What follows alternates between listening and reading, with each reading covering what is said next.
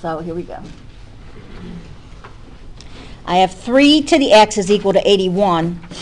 Well, 3 is prime. I want to know, is 81, can 81 be written to a base of 3? Here's 3. I go across, I come to 81. 81 is 3 to the 4th power. So that says that 3 to the x is 3 to the 4, because 81 is 3 to the 4th power. The bases are the same, so the exponents are equal. X is 4.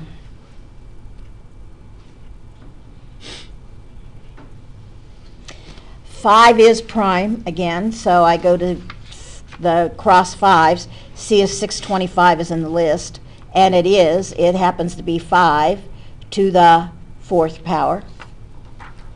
So this would say that 5 to the x is 5 to the 4. Bases are the same. The exponents are equal. Don't have to do anything else. X is 4.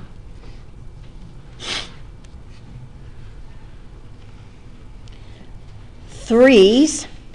This is 3 to the 2x plus 1. Now 27, I go across the 3's, happens to be 3 cubed. 3 cubed is 3 cubed. The bases are the same, so the exponents must be equal. So 2x equals 3. 2x equals, subtract 1 from both sides, 2, or x is 1. Not so bad. Yeah.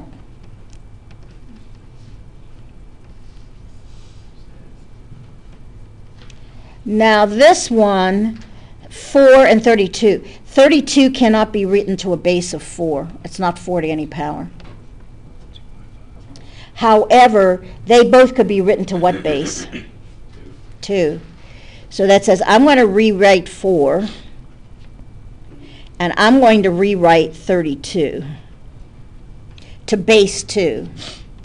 4 is 2 squared, and 32 is 2 to the 5th power.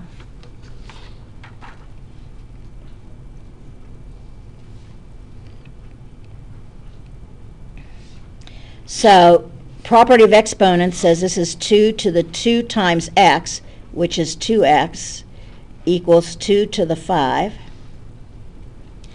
Bases are the same, so that 2x equals 5.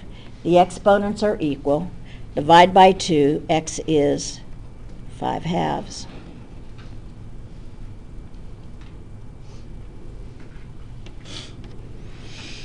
Now 125 and 625 can't be written as each other.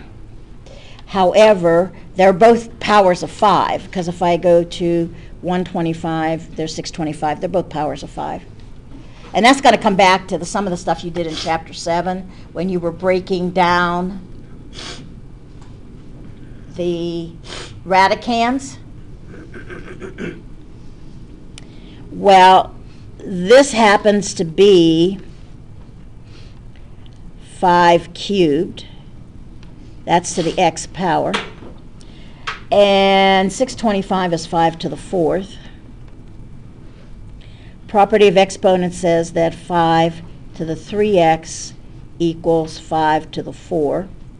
Bases are the same, so the exponents must be equal. 3x equals 4, or x equals 4/3.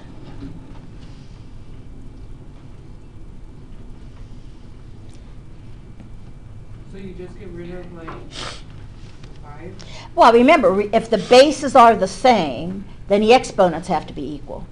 Oh, okay, so you just solve it for the exponent. Correct. And that's why I have to make the bases the same. Then I can ignore that 5. I can't get rid of it otherwise.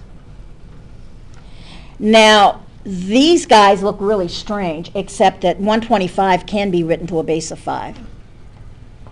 This says that 5 to the x is 1 over 125 is 5 cubed. But I need a base of 5. 5 to the x, this is the same as 5 to what power?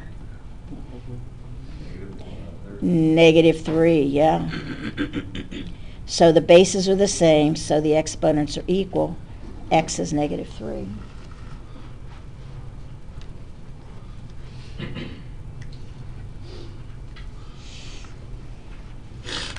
Shades of chapter 7, shades of chapter 7, shades of chapter 7.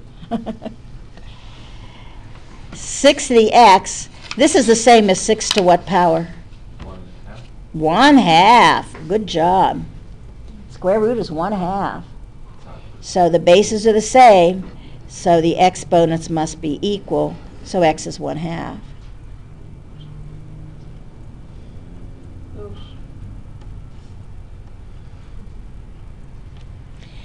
Well, I see a 3 here, I see a 9 there, so I can write things of base 3. This is 3 squared to the x equals 1 over 3 to what power? Cube root is 1/3.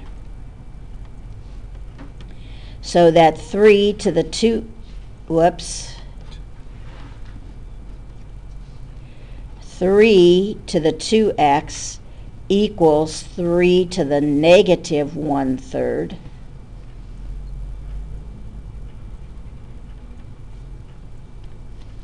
Bases are the same, so this is 2x equals negative 1/3. There's a couple of things that we could do. I am interested in finding x. I could divide both sides by 2. But what do I have on this side? I have a fraction, right? So if I were to take 2 and multiply it by 1/2, what's 2 times 1/2? 1, right? And what I do to one side, I must do to the other. 2 times 1/2 is really 2 over 2x equals minus 1 over 6. 2 over 2 is just 1. X is negative 1/6. So anytime I've got a fraction that I'm dealing with on the right-hand side, I'll kill it with a fraction. The other method that you're really used to dealing with is this. It says, suppose I have that 2x equals negative 1/3. I wanted to solve for x. I divide both sides by 2. That's what you're used to looking at. So that x is, unfortunately, this is a complex fraction. This is 2 over 1. So what you're going to have to end up doing, and I'm going to move this down here, I'm going to have to invert and multiply. Because this is a complex fraction.